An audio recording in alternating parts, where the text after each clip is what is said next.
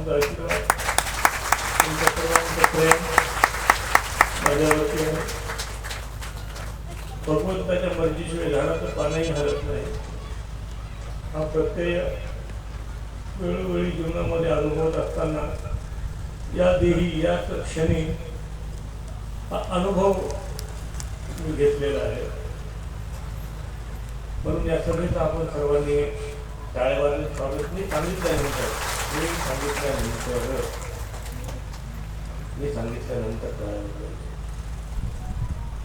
ही मंडळी अगदी प्रवास करून आली. बाबा मी दिलगिरी व्यक्त करतो, सर्वांची दिलगिरी व्यक्त करतो. आपली वाटणूक पाहता आणि कार्यक्रमाला प्रारंभ केला ही दिलगिरी व्यक्त करतो. म्हणून सगळ्यासाठी आता संघाने कशा काळावर कुदरत ने दिए दो हाथ, श्री कृष्ण के कानों में शोभा देती है वालिया, श्री कृष्ण के कानों में शोभा देती है वालिया, कुदरत ने दिए दो हाथ तो क्यों न बजाए तालिया. आगली चला सर्वांनी टाळ्या वाजवा. सगळ्यांचं स्वागत या ठिकाणी सर्वांच्या वतीनं सभेचं स्वागत करतो. अध्यक्षांचं,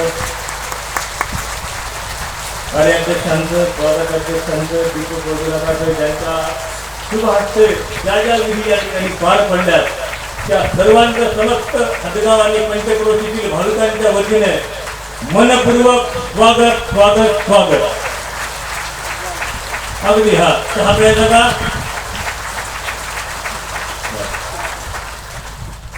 या संस्थानावर प्रेम करणारी ही मंडळी, हदगाव नगरीमधला हा सोहळा अगदी आनंदी वातावरणामध्ये 7 दिवस कसा गेला, 7 दिवस कसे पार पडले हे आम्हालाही कळलं नाही.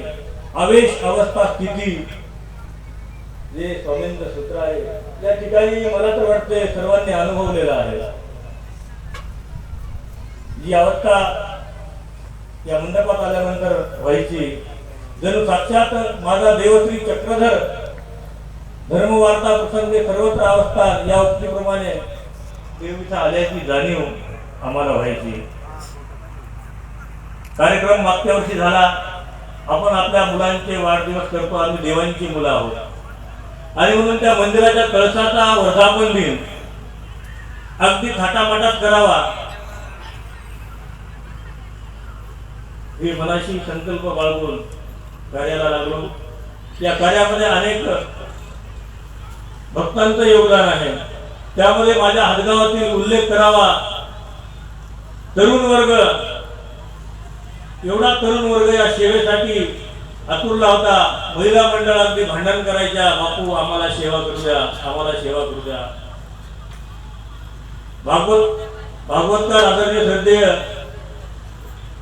रमेशराजी शास्त्री यांचं आणि माझं प्रेम सर्वश्रुत आहे. त्यांनी सांगितलं, बापू मी भागवत करणार आहे, काळजी करू नका, निश्चिंत राहा. अशी माणसं घडली त्या व्यासमंचावर, त्या व्यासपीठावर. आज त्यांनी दाखवून दिलं, हदगावला कुठलाही वक्ता असतो गर्दी तीच राहणार आहे. हदगावला कुठलाही भागवतकार असो गर्दी तीच राहणार आहे.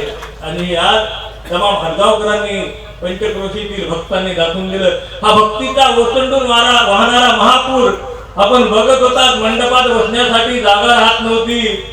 लोक म्हणायचे बापू मंडप वाढवा. आमचा अजय म्हणायचा बापू मंडप वाढवतो. म्हणलं तूच बघून घे काय बघायचं ते. अशा पद्धतीने हा सोहळा उभा राहिला. त्यामध्ये सिंहाचा वाटा आमच्या बाईंचा आहे. अगदी कार्यक्रमाला प्रारंभ करत असताना कुठेतरी मनाला दुःख झालं होतं आणि ते दुःख बाजूला सारून अगदी जोमाने हजारो हात या देवाच्या सेवेसाठी तयार असताना तुम्ही कशाला घाबरता आणि कशाला काळजी करता. हा देवाचा कार्यक्रम आहे, त्या उखळामाईचा कार्यक्रम आहे. ही उखळामाई पार पाडून घेईल हे शब्द तमाम भक्त मंडळीचे होते. त्यामध्ये मला अक्षय असेल, निशांत असेल, सुनील असेल. 7 दिवस पार पडले, आनंदात पार पडले. आजचा 8वा दिवस. आज दहीहंडी फोडून आपल्याला कार्यक्रमाची समाप्ती करायची आहे. गावातली बरीचशी प्रतिष्ठित मंडळी येते, बापू आणखी कार्यक्रम चालू ठेवा. पुढल्या वर्षी कार्यक्रम घ्या.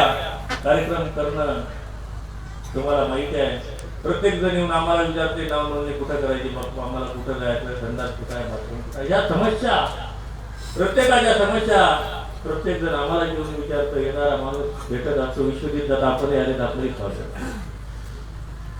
आणि म्हणून कार्यक्रम करत असताना ही टीम जे संयोजक मंडळ होतं, अगदी अत्यंत रात्रभर झोपत नव्हते. रात्री 2, 2:30, 3 वाजायचे आमच्या दीपक भाऊला.